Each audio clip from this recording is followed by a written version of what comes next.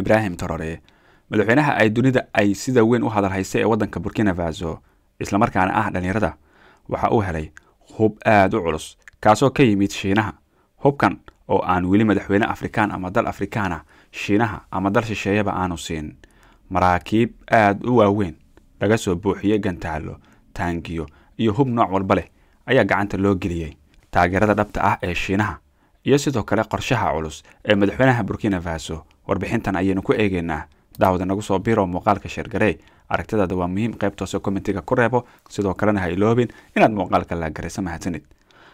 Muddo 10 sano ah Faransiisku waxa uu ahaa sida walaalka weyn ee gobolka Saaxil, isagoo gacanta ku haya inta badan waxa halkaasi ka dhacayay, maadaama wadamadan ay horey u ahaan jireen gumeystihii Faransiiska. Laakiin dhawaan Faransiisku waa uu ka baxay. Shiinaha oo ahaa daawadihii ammaanka ahaa ayaa bilaabay in uu ku soo siqo, isaga oo wada hajado ay ka mid yihiin hub, qalab ciidan iyo ballanqaadyo la xiriira ilaalin iyo saaxiibtinimo. Haddaba muxuu Shiinuhu si lama filaan ah ugu danaynayaa gobolka dhibaataysan ee qadiimiga ah ee Afrika? Maxay tahay waxa ay ka rabaan? Isbedeladan sidee bay u bedelayaan mid ka mid ah gobolada istiraatiijiga ugu weyn leh ee caalamka balse aadka u nugul? Jawaabaha su'aalahan waxay noqon karaan kuwo ka yaabiya, waxayna wax badan inooga sheegi doonaan sida awoodaha adduunka maanta isu bedelayo. Aynu marka hore fahamno meesha sheekadani ka dhacayso. Saaxilku waa xargo dhul qalalana oo ka gudba Afrika inteeda hoose ee saxaraha weyn ee Sahara. Waxaa lagu tiriyaa inuu yahay kala guur ah, meel aan saxara buuxa ahayn balse aan sidoo kale dhul daaqsimeed toos ah lahayn. Waxa uu maraa wadamada sida Mauritania, Mali, Niger, Burkina Faso iyo Chad. Gobolkan mar walba waxa uu ahaa mid adag in lagu noolaado.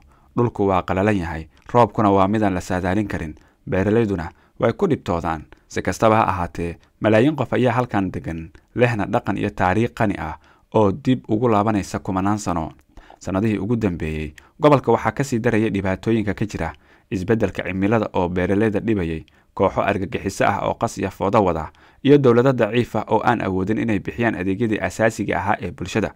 Laakiin dhulka adag ee hoostiisa kheyraad baa ku jira. Niger waxa ay leedahay uranium tayo sare leh, walax muhiim u ah tamarta nuclearka.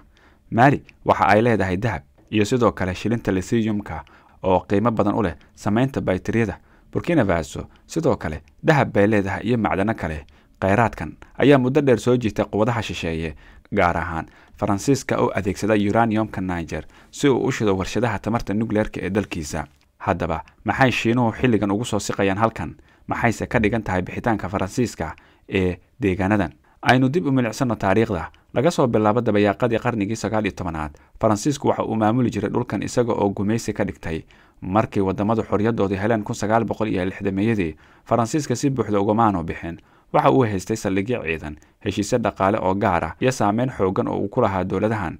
Dad badan ayaa dareemay in Faransiisku weli yahay quwaddii gumeystaha, inkasta oo dalkooda xor yahay.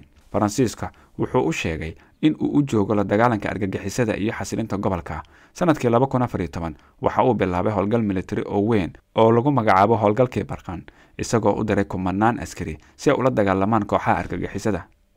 Laakiin sanado badan kadib, weeraradii argagixisadu maanu joogsan. Xaqiiqadu way sii kordheen. Dad badan ayaa bilaabay inay isweydiiyaan haddii askarta Faransiisku waxba ka qaban karin weerarada, maxay halkan ugu sugan yihiin? Ma inaga ayay ina difaacayaan mise kheyraadka? Su'aalahaasi ayaa aad u sii xoogaystay markii afgambi militariyo isku xigxigay ka dhaceen Mali 2020 iyo 2021, Burkina Faso 2022 iyo Niger 2023. Dhammaan hogaamiyaashan cusub waxay si cad u sheegeen in Faransiisku baxo. Faransiiskuna waa uu baxay. Saldhigyadu waa la xiray, qalabkiina waa la raray, askartuna way laabteen. Waa markii ugu horeysay oo muddo qarni ka badan ah oo Faransiisku si buuxda uga baxo inta badan gobolka Saaxil. Intii Faransiisku xiriirkiisa liicayay, Shiinuhu waxa uu si aamusan ugu xirmayay Afrika, laakiin halkii uu ciidan keeni lahaa, wuxuu keenay injineero dhisaya jidad, buundooyin iyo isbitaallo, isaga oo aan la imaan shuruud siyaasadeed sida reer galbeedku ay yeelaan. Waxa uu yiri arrimaha gudaha idinka ayay idin gaar tahay, ganacsiga kaliya ayaan doonayaa. Habkani wuxuu Shiinuhu u keenay saaxiibo badan oo Afrika ah, laakiin muddo dheer Saaxil si gaar ah looguma faragelin, iyada oo loo tixgeliyay in uu yahay barxadda Faransiiska. Si kastaba ha ahaatee, markii Faransiisku ka baxay Shiinaha, waxa uu arkay fursadan. Waxaa meesha bannaanka ka ah uraniumka Niger, dahabka Mali iyo suurtagalnimada lithiumka. intaasi waxaa dheer shiinaha horey ayuu ugu maalgashaday malaayiin dollar gaar ahaan shirkadda shiinaha ee shidaalka CNPC oo ku bixisay in ka badan 4 bilyan oo dollar horumarinta ceelasha shidaalka ee Niger iyo dhismaha dhuun 2,000 kilomitir oo saliidda gaarsiinaysa xeebta. Shirkado Shiineys ah ayaa macdan ka qoda Mali iyo Burkina Faso. Shirkado dhisme oo Shiina ah ayaa dhisaya xarumaha dawladaha, jidadka iyo kaabayaal kale. Maalgelintanina waxa ay u baahan yihiin ilaalin. la'aanta Faransiiska ayaa damaanad qaadi kara in mashruucyadani aysan burburin argagixisada ama qalalaasaha siyaasadeed. Shiinuhu waxa uu go'aansaday in uu door amni qaato, balse isaga oo aan dooneynin in lagu eedeeyo in uu yahay gumaystaha cusub. Shiinuhu waxa uu bilaabay istiraatiijiyad cusub, isku dar ah gargaar ciidan iyo iskaashi dhaqaale. Janaayo 2023 xamuul ah ayaa yimid caasimadda Burkina Faso. Gudihiisa waxaa ku jiray gaadiid dagaal cusub oo ay sameysay shirkadda ugu weyn ee hubka Shiinaha, taasoo lagu magacaabo Noringo. Waxa uu ahaa fariin cad iyada oo reer galbeedkuna hoos u dhigayaan taageerada militari ee dowladda cusub ee militariga. Shiinuhuna waa uu kordhiyay. dhowr xirmo ayaa xigtay oo ay ku jiraan gawaarida VN22 ee loo dhisay in ay ka hortagaan qaraxyada lagu aaso wadooyinka. Isla xilligaasi Noringo waxay xafiis iib ah ka furatay Senegal, waxayna qorsheysay in muddo dheer ay ka howlgalayso suuqyada militariga galbeedka Afrika. Mali oo iyaduna Faransiiska iska ceerisay waxay Shiinaha la saxiixatay heshiis lagu bixinayo qalab ciidan, tababar iyo xitaa wareejinta farsamada, taasoo ka dhigan in Mali ay bilaabi karto sameynta hubkeeda. Shiinaha sidoo kale waxa uu magacaabay sargaal difaaca u qaabilsan safaaradda Shiinaha ee Niger. Safiirka Shiinaha waxa uu ballan qaaday in uu taageeri doono awoodda amniga ee Niger iyo dagaalka ay kula jirta argagixisada. Haddaba maxay ka dhigan tahay habka Shiinahan inuu ahaado mid ka duwan kan Faransiiska? Ma soo diraya ciidamo dagaal. Shiinuhu saldhig ciidan kuma laha saaxil, mana jiro askari Shiineys ah oo batrool ku ilaaliya saxaraha. Wuxuu bixiyaa qalab iyo aqoon si ciidamada maxalliga ah isugu filnaadaan. Ma cambaareeyo nidaamka dowladnimada. Markii afgambiyada militariga ay dhaceen, reer galbeedku waa ay cambaareeyeen, deeqdooduna way ay jareen. Shiinuhu waxba maanu bedelin. Waxa uu la shaqeeyay dowladihii cusbaa, kulana shaqeeyay sida ay yihiin. laakiin ma hubbaa keliya waxa uu Shiinuhu rabo mise qorshe ballaaran baa ka dambeeya. Shiinuhu wuxuu saaxil u arkaa wax ka badan suuq hub. Waxa uu arkaa qodob muhiim u ah istiraatiijiyadiisa saameynta caalamiga ah. Uraniumka Niger, saliidda dahabka Mali iyo sidoo kale lithiumka, dhismayaasha kaabayaasha iyo xiriirada diblomaasiyadeed dhammaan waa qayb ka mid ah qorshayaasha Shiinaha ee saameynta caalamiga ah.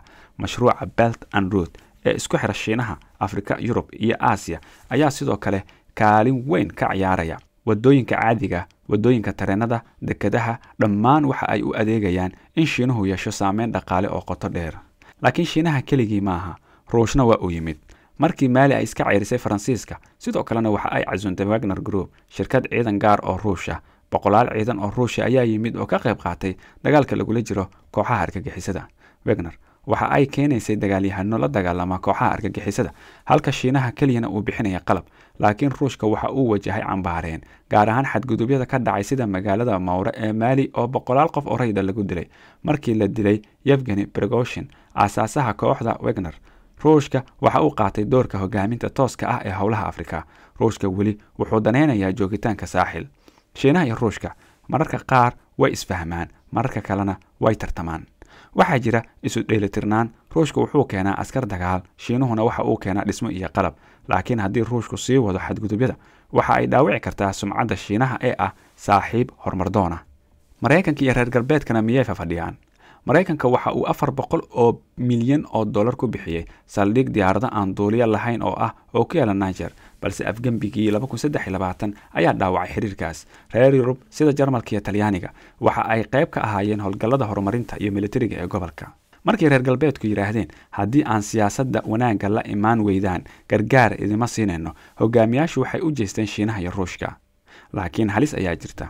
Ku tiirsanaanta quwadaha shisheeye waxay keeni kartaa quwado cusub oo gumaystayaal ah. Halka kama yimaado isbeddelka cidda kugu talisa dibadda ee waxa uu ka yimaadaa gudaha. Dadka gobolka saaxil weli waa kuwa daala dhacaya. 6.5 milyan oo qof waa la barakiciyay, kumanaan iskuul ayaa la xiray, malaayiin qof ayaa gaajo ku nool.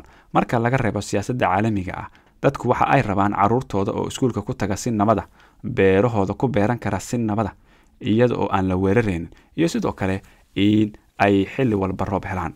Dhowr meelood wadooyin Shiineys ah ayaa fududeynaya ganacsiga. Isbitaallo ayaa la helay, qalab ciidan oo lagu xakameeyo weeraradana waa la helay laakiin weli su'aalo baa taagan maxaa ka dhalanaya Shiinaha oo aan cadaadis saarin dimuqraadiyad ama ilaalinta deegaanka ma dadka danta deegaanka mise danihiisa kaliya ayuu raadinayaa sidoo kalena Ruushka iyo Wagner inkastoo ay argagixisadu la dagaalaan waxa ay geystaan xadgudubyo ugu dambeyntii su'aasha dhabta ah ee dadku isweydiinayaan ma aha Shiinaha Ruushka Faransiiska ama Mareykanka keeba awood badan ee waa yaa keeni kara nabad xasilooni iyo horumar Shiinuhu waa uu sii joogayaa qalab military heshiisyo maalgashi xiriir diblomaasiyadeed waxay noqdeen qayb joogto ah laakiin haddii danaha dibadda laga hormariyo baahiyaha dadka maxalliga ah isbeddelka ma dhici doono waa muhiim in Afrikaanka laftiisu hoggaan ka noqdo isbeddelka si aysan u noqon mar kale meel lagu tijaabiyo dagaalka quwadaha waaweyn daawada maxay kula taaragtidaada fadlan qaybta hoose commentiga ku reeba mahadsanid muuqaalka ka xiga intaanu ku kulmayno nabadgelyo assalaamu calaykum waraxmatullaahi wabarakaatu